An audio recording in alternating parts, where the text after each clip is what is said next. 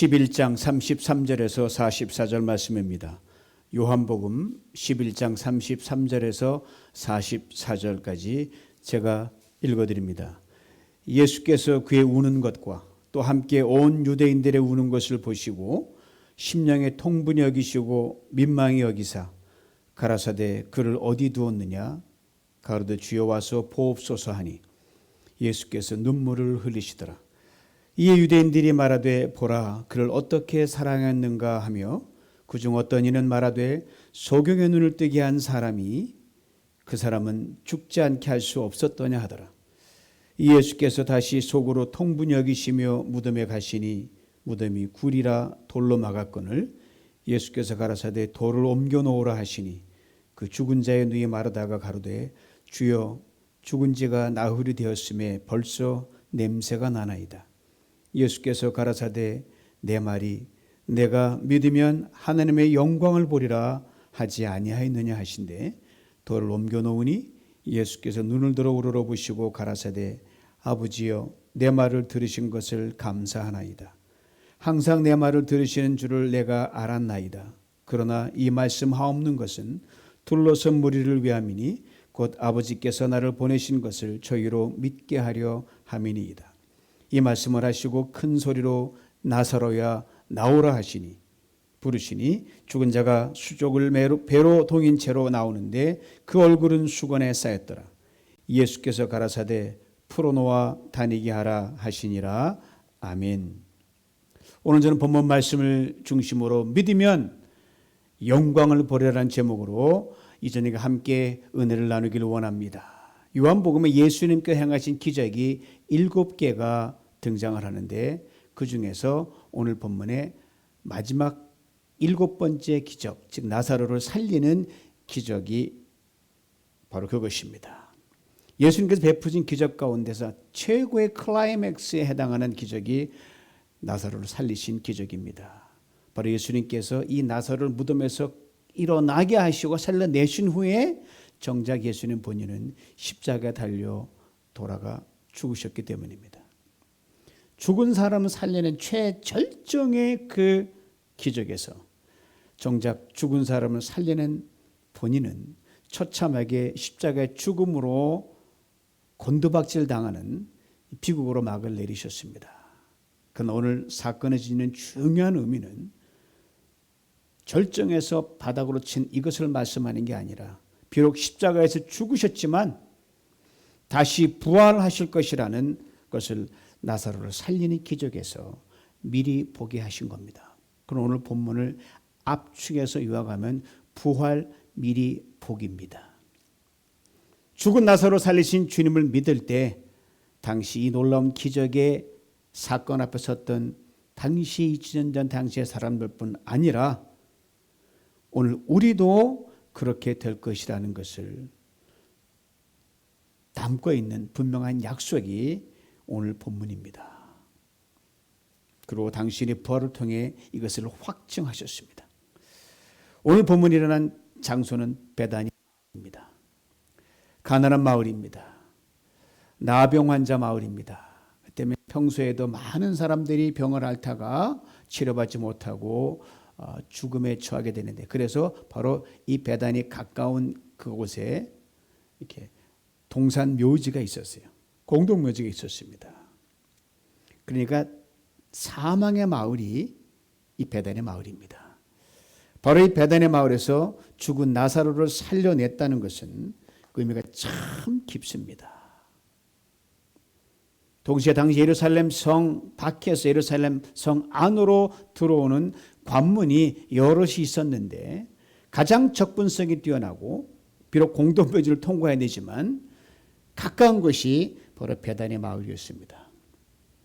사망의 마을 베다니에서 십자가 부활의 상징인 갈보리까지 가장 가깝다는 것 얼마나 상징성이 뛰어납니까? 우리가 아무리 힘들어도 주님의 손 뻗치는 데 가장 가까이에서 우리가 아무리 작은 신임이라도 하면 주님이 그걸 다 들으신다는 거죠. 그 시사하는 바가 큽니다. 예수님이 예루살렘을 들어가실 때나 나오실 때 이 베다니 마을을 종종 들리셨는데 바로 그곳에 주님이 사랑하시는 나사로와 그의 누이 동생 마르다와 마리아가 있었기 때문입니다. 힘든 지상사역의 땅에서 사역을 하루를 마치시고 그 잠시 들리셨다가 쉼을 얻고 가시곤 했던 곳이 바로 그곳입니다. 그러게 이 두 자매와는 예수님은 각별한 사이였어요. 이 두 자매 또한 예수님 오실 때 그냥 가만히 있지 않았습니다. 예수님 오셨다고 냉수도 내드리고 그들이 할 수 있는 모든 정성을 다해서 예수님을 극진히 대접해 드렸습니다. 근데 이들의 오빠 나사로는 평소 건강에 좋지 않았었습니다. 그러던 어느 날 나사로가 병을 얻었는데 시름시름 내일이면 낫겠지 했는데 차도가 없이 점점점 병세가 중해지는 겁니다. 이걸 잘못하면 죽게 생겼거든요. 이 마르다 마리아의 누이 동생이 다급해서 예수님이 계신 곳으로 사람을 보냅니다. 그런데 예수님께서 그들의 기대에 어긋나게 그쪽 일정을 마치시고 예정보다 생각한 것보다 기대보다 늦게 도착하셨습니다. 그 바람에 어떻게 되냐? 나사로가 그만 죽고 맙니다. 그리고 죽은 것만이 아니라 이미 시신을 다 운구해서 공동묘지에서 장사 끝 이 상황이었습니다. 모든 상황이 다 끝난 가운데서 예수님이 베다냐 마을에 들어오신 거예요. 그러면서 그래도 예수님 혹시 기대가 할 수 있을까라고 예수님 오신다니까 동고 밖에서 기다리고 있던 마르다에게 이렇게 말씀하시는 겁니다. 내 오라비가 살리라. 이 말을 들은 말을 이렇게 대답합니다. 그거 저도 압니다, 주님. 마지막 날 부활의 날에는 모든 사람이 하나님의 능력으로 살지요. 이 히브리 사람들은 부활 사상이 바로 이겁니다. 언젠간 우리가 죽어서 무덤이 있어가지고 시간의 세월이 한순간 나중에 마지막 날 종말의 날에 하나님이 무덤이 열리게 하고 다 거기서 이렇게 세운다고 하는 이 히브리 사람들의 부활 사상이 거기 있었습니다. 바로 마르다는 주님의 말씀에 이렇게 답변한 것입니다. 그리고 집에서 기다리고 동생 마리아를 대동하고 오라비가 누워있는 무덤으로 갑니다. 이때 평소 마르다와 마리아의 자매를 사랑했던 마을 사람들이 슬픔을 나는 거에 다 뒤를 쫓아갑니다. 예수님 만난 또 동생 마리아 이렇게 말합니다. 주님 여기 계셨더라면 내 오라비가 죽지 않았을 것입니다. 이미 죽어서 무덤에 있습니다, 주님. 무슨 재주로 오라비를 살려낸다는 말씀입니까? 이 말이에요. 이곳에 오시기 전에 예수님께서 분명히 보낸 사람에게 말씀하셨거든요. 이 병은 죽을 병이 아니다. 그걸 마리아도 기억하고 있습니다. 그런데 오라비는 죽어버렸습니다. 벌써 사흘이 되어 시체 썩는 냄새가 사방에 진동을 합니다. 그런데 마리아로서는 당연한 말이죠. 예수님의 그 말씀, 이 병은 죽을 병이 아니다. 오라비 나사로의 목숨이 붙어 있을 때는 유효하지만 이미 끝난 상황에서는 더 이상 효력 정지라고 하는 걸 알았기 때문에 그렇게 반응한 것입니다. 무덤에 다시 옵니다. 오라비의 생전의 모습을 생각한 마리아가 슬프게 웁니다. 함께 따라온 마을 사람도 같이 통곡을 합니다. 죽음이 끝으로만 알고 살아왔던 사람들 아닙니까? 그러니 죽음 앞에 슬피 우는 것은 인지상정입니다. 당연한 겁니다. 그런데 저들과 주님이 함께 계십니다. 이 모습을 주님께서도 통분히 여기셨습니다. 그리고 나사로를 어디 두었냐고 물으셨습니다. 그 이스라엘 히브리 사람들의 공동묘지는 쫙 해서 열린 무덤처럼 돼서 사방에 표시도 별로 안 해놨거든요. 그러니까 이렇게 가서 지적을 해야만 알 수가 있습니다. 물으셨어요. 그리고 슬픔을 채 가누지도 못한 채 나사로는 오빠의 무덤이 저기에요 주님이 가르쳤습니다. 주님도 그 가르치는 손길을 보면서 예수님도 우셨습니다. 이 땅에 사람의 아들로 태어나신 주님, 지정의를 다 가지시고 아픔을 느끼시고 피곤하면 잠도 주무시고 인간의 모든 반응을 다 하신 주님이셨거든요. 그 주님의 근거하고 볼 때 주님께서 처음 흘리신 눈물의 장면입니다. Jesus wept. 주님이 울으셨다. 눈물을 흘리시는 예수님을 바라보면서 함께 있던 사람이 이렇게 말들을 합니다. 36절, 37절 세 번역 성경을 읽어드립니다. 그러자 유대 사람들은 보시오, 그가 얼마나 나사로 사랑해 저렇게 우는가. 그 가운데서 어떤 사람이 이렇게 말하였다. 눈먼 사람의 눈을 뜨게 하신 분이 이 사람을 죽지 않게는 하실 수 없었단 말인가? 사람들은 죽지 않게 하는 것이 능력이요 기적이라고 말들 합니다. 근데 나사로는 인간의 한계 상황인 죽음의 강을 이미 건너버렸어요. 아무것도 손쓸 수 없는 그런 상황입니다. 그러나 주님께는요, 모든 것이 다 기적이 된다고 하는 것 저들은 미처 깨닫지 못했습니다. 사랑하는 성도 여러분, 우린 건강하게 탁 돌아다녀야 기적이라고 생각하는데 여러분, 병든 것도 기적입니다. 성공만 기적이 아니라 실패도 기적입니다. 병에서 고치는 것만 기적이 아닙니다. 병들어 죽게 된 것도 기적입니다. 왜요? 주님은 모든 상황에서 모든 걸 하실 수 있는 전능하신 하나님이시기 때문입니다. 우리가 그것을 꼭 기억해야 됩니다. 죽을 병에 걸려있을 때 살려내야 기적이라고 생각하는 우리 인간의 한계입니다. 그러나 하나님의 기적인 것을 초월합니다. 이미 죽은 사람을 살려내는 분이 하나님이십니다. 사람들의 말을 뒤로하고 예수 나사로가 묻혀있는 무덤으로 가십니다. 그리고 무덤을 가로막고 있던 돌을 치우라고 말씀하십니다. 이때 앞서 하신 말씀대로 말하다 이렇게 볼면서를 합니다. 주님, 죽은 지가 사흘 되었다고 말씀드렸잖아요. 보세요, 벌써 냄새가 진동하는 것, 주님 냄새 못 맡으십니까? 여러분과 제가 만약 그 현장에 있었다면 어떻게 반응했을 것 같습니까? 아마 별반 차이가 없었을 거예요. 어쩌면 더 강하게 주님을 말렸을지도 모르겠습니다. 인간은요, 한 번도 경험해보지 못한 것, 한 번도 가보지 못한 그 상황에서는요, 긍정적으로 반응하기가 결코 쉽지 않습니다. 그런 주님께서 마르다에게 참으로 놀라운 말씀을 하십니다.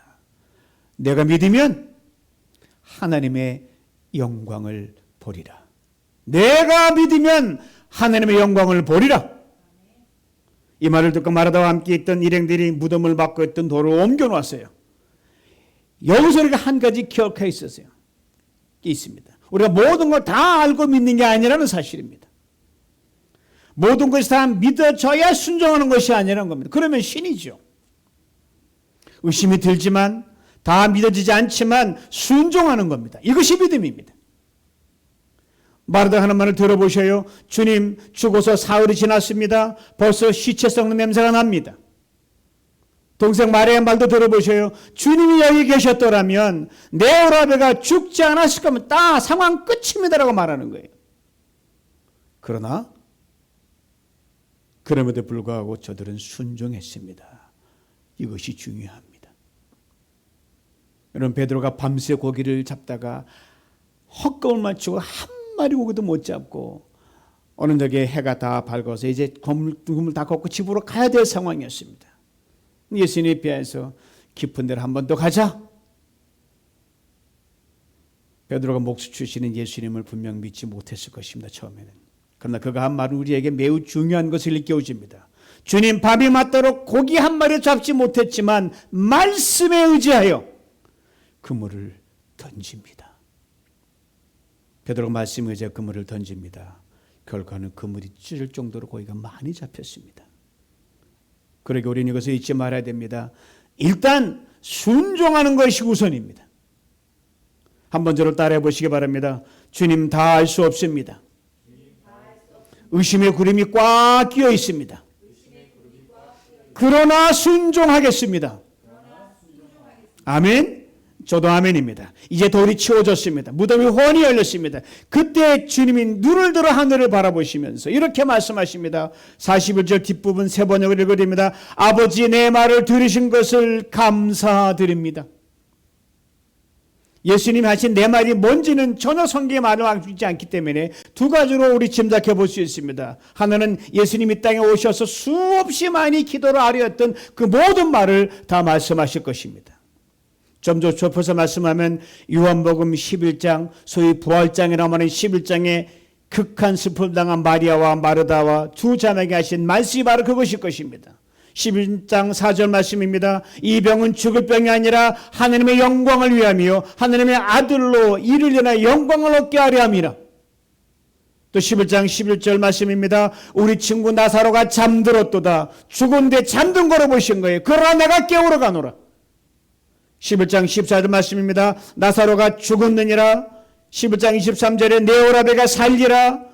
25절 26절 말씀입니다. 나는 부활이요 생명이니 나를 믿는 자는 죽어도 살겠고 무릇 살아서 나를 믿는 영원히 죽음을 보지 아니하리라.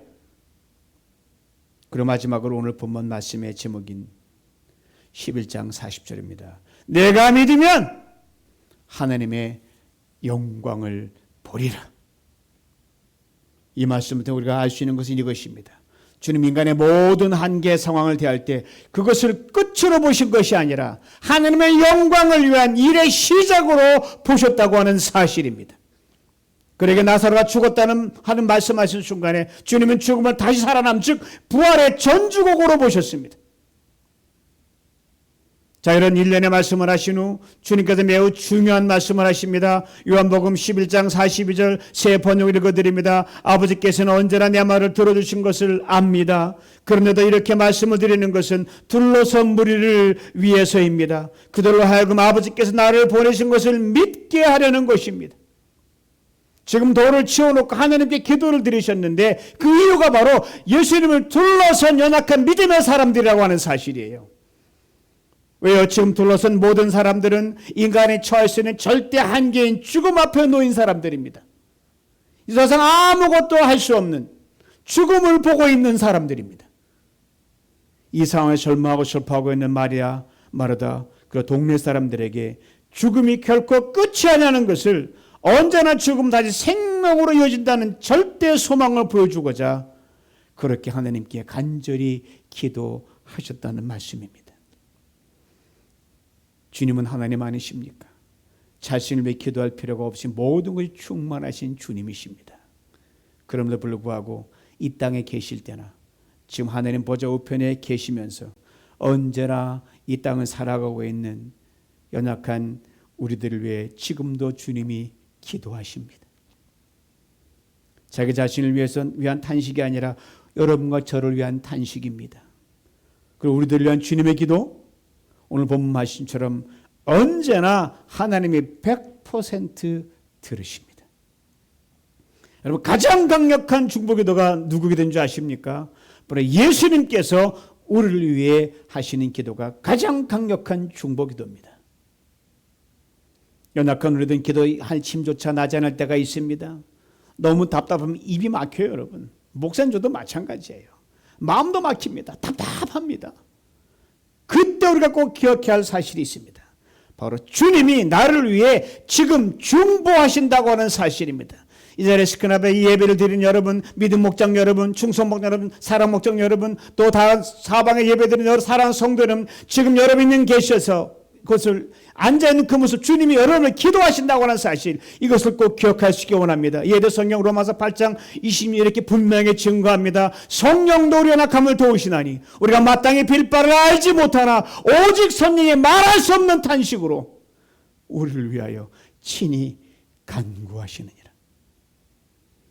여러분의 신음을, 여러분의 눈물을, 여러분의 아픔을 기도의 언어로 바꾸셔서 주님께서 대신 기도하신다는 놀라운 약속의 말씀입니다. 이것을 잊지 말아야 됩니다. 이제 기도를 마치신 후 예수님께서 나사로를 향해 명령하십니다. 나사로야 나오라! 죽은 자를 향하여 하시는 명령입니다. 산 자도 죽은 자도 주님의 명령을 들을 수밖에 없습니다. 그는 우리를 지으신 자시기 때문입니다. 살아있는 인간은 죽은 사람과 결코 소통할 수가 없습니다. 그러나 창조주시며 생명의 주인이신 주님은 하실 수 있습니다. 왜요? 생명과 죽음이 주님께는 매일 반이기 때문입니다.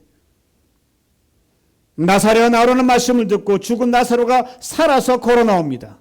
44절을 보니까 걸어 나오는데 손과 발과 온몸에 수유로 칭칭칭 감겨 있는 거예요. 수족에 묶인 나사로 걸어 나온 모습이 어쨌는지 여러분 상상하십니까? 정확하게 굉장히 부자연스러웠을 거라 저는 생각합니다. 왜 제가 말씀드리는가 하면 제가 고등부 교사와 부장으로 있을 때 고등박사님과 함께 여러분 수련회 간 적이 있어요. 그래서 나사로가 이 죽을 때 주님이 살려낸 것을 우리가 스킷을 하는데, 그때 나사로를 자원해서 맡은 학생이 있었어요. 그래서 큰 하드보드를 가지고 관을 만들었습니다. 나사로 역할 맡은 학생을 수유 대신 화장지로 화장을 똘똘똘 다 온몸을 감싸버렸어요. 그 학생도 여기까지 휴지했는데요. 우리도 그렇게 생각했어요. 날씨가 무척 더웠습니다. 그 칭칭 감긴 그 학생, 휴지였는데 꼼짝을 못하는 거예요. 그래서 숨을 쉬시려도 코와 입을 조금만 털어주니까 이제 숨을 쉬겠는 겁니다. 빨리 풀어달라고 나우성입니다. 다시는 나사로 역할 안 해가 흘러들었어요. 이제 휴지로 칭칭 감긴 숨만 쉬게 해놓고 우리가 본문처럼 모든 학생이 저와 우리 전도사님과 함께 그 묶여있는 아이에게 이렇게 명령했어요. 나사로에 일어나라! 우리 휴지니까 벌떡 일어날 줄 알았는데 꼼짝도 못하는 겁니다. 가서 일으켜 주었더니 그제야 손과 발이 묶인 상태에서 그저 콩콩 걸음으로 여기저기 뛰어다니는 걸 봤습니다. 오늘 본문에 나사로 처음 나올 때 그렇게 묶여 있으니 통통통 걸음으로 오뚜기 걸음하듯이 무덤 밖으로 나왔을 것이며 틀림없습니다. 죽은 오라비 나사로가 이처럼 깡충깡충 뛰어나오는 것을 본 마르다와 마리아, 아마 순간 숨이 멈췄을 줄 압니다. 그리고 순간 오라비의 무덤까지 오게 된 과정이 이 파란 영화처럼 이렇게 쫙 필름이 막 거꾸로 돌아가는 거예요. 주님이 이것 때문에 그렇게 말씀하다 깨달아지는 겁니다. 왜 오라비가 병든 상태에서 건강하게 되지 않았는지, 왜 예수님이 늦게 오셨는지, 왜 예수님이 내 오라비가 살아난다고 하셨는지, 왜 도로 옮겨놓 하셨는지 이게 이해가 되는 거예요. 그리고 나는 부활이요 생명해야 되는 그 말씀이 저 먼 미래의 종말의 미래가 아니라 지금이구나라고 하는 것을, 그 의미를 비로소 깨닫게 됐다는 말입니다.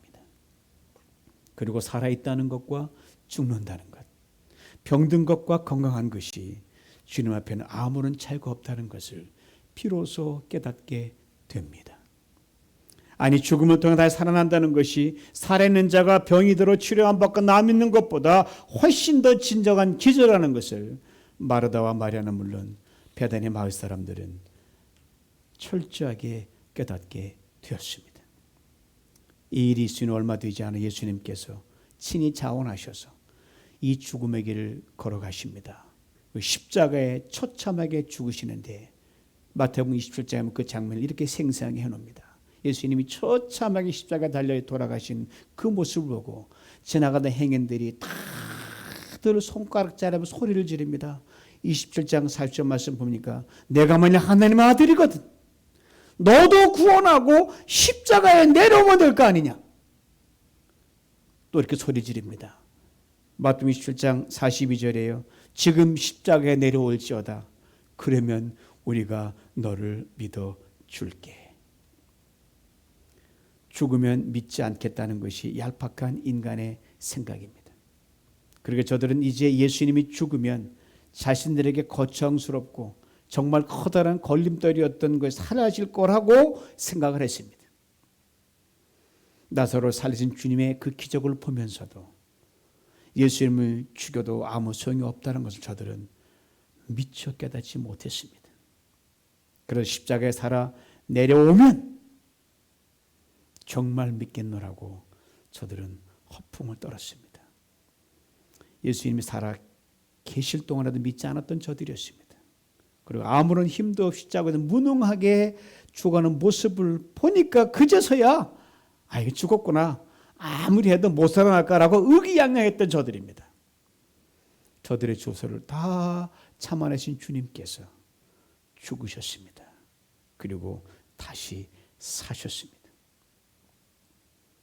그리고 살아서 죽음을 보지 않는 것보다 죽어도 다시 사는 부활의 첫 열매가 되셨습니다. 이 예수님을 우리가 믿고 살아갑니다. 이 예수님을 우리는 주님으로 고백하고 있습니다. 베단의 마을 사람들처럼 이 예수님 우리의 삶의 주인으로 모시고 지금 살아가고 있습니다. 그럼에도 불구하고 우리는 인생 갖가지 한계와 문제 부딪힐 때마다 마치 다 끝난 것처럼 원망하고 불평하고 좌절하고 시리에 빠질 때가 얼마나 많습니까? 주님께서 우리 이런 모습을 보고 오늘도 통분히 여기시며 눈물을 흘리십니다. 한편으로는 우리 아픔과 고통을 다 아시기에 함께 아파하시는 울음이십니다.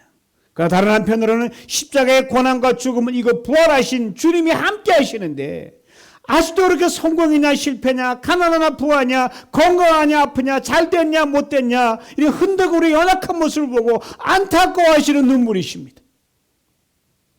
이 주님께서 이 시간 우리에게 말씀하십니다. 돌을 옮겨놓으라. 즉 하나님과 우리 사이에 그 어떤 불가능은 두지 말라는 말씀입니다. 사람으로는 할 수 없지만 하나님께서 모든 것이 가능하기 때문입니다.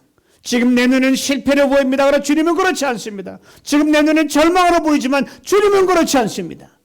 지금 내 눈은 질병이 들었습니다. 지금 죽게 된 것으로 보이지만 주님은 그렇지 않다는 말씀입니다. 죽음 가장 큰 절망입니다. 그 앞에 있는 돌을 치우라 하심은 어떤 일에도 결코 절망하지 말라는 주님의 사인입니다. 그리고 주님께도 이렇게 말씀하십니다. 내가 믿으면 하나님의 영광을 보리라. 그렇습니다. 죽은 나사로를 무덤에 걸어가게 하신 분이 주님이십니다. 친히 십자가에 죽으시고 무덤을 열고 나오신 분이 주님이십니다. 이 주님 여러분 진정 오늘도 믿으십니까? 그렇다면 오늘도 우리는 하나님의 영광을 보게 될 것입니다. 이 주님께서 이 저녁에 여러분과 제가 말씀하십니다. 나사로야 나오라. 주님의 말씀에 믿음으로 반응하면서 지금 여러분의 모든 삶의 크고 작은 모든 문제와 장애 가운데서 믿음으로 나올 수 있기를 간절히 원합니다. 주님께서 여러분의 손과 발, 여러분의 삶을 묶고 있는 모든 문제 사슬로부터 풀어주시고 다시 생명과 소망의 사람으로 살아가게 할 줄 믿습니다. 팬데믹 위기 속에서 전에 한 번도 경험해보지 못한 고난과 역경을 지나고 있는 우리들입니다. 우리의 삶의 현장은 가난과 질병 그리고 사망의 기운이 시시각각으로 부는 베다니 마을을 연상케 합니다. 그러나 주님의 십자가 그리고 부활과 생명의 갈보리 언덕이 베다니와 직선거리로 가장 가까이 있었듯이 주님께서 우리의 삶의 현장과 생명과 부활과 능력으로 가장 가까이 계시고 아니 성령으로 우리 안에 지금 계십니다. 사망의 마을 베다니에서 주님께 선포하신 말씀대로 크고 작은 사망의 음침한 골짜기들이 여기저기 놓여있는 우리의 삶의 현실 우리도 동일하게 선포할 수 있기를 원합니다. 내 병은 죽을 병이 아니다. 나사로를 살리러 가자. 내 어러비가 살리라. 돌을 옮겨놓으라. 나서라 나오라. 풀어와 다니게 하라. 우리의 고백과 선포를 따라 주님의 말씀대로 반드시 하나님의 영광을 보게 될 것입니다. 이 저녁에 그리 될 수 있기를 축원합니다.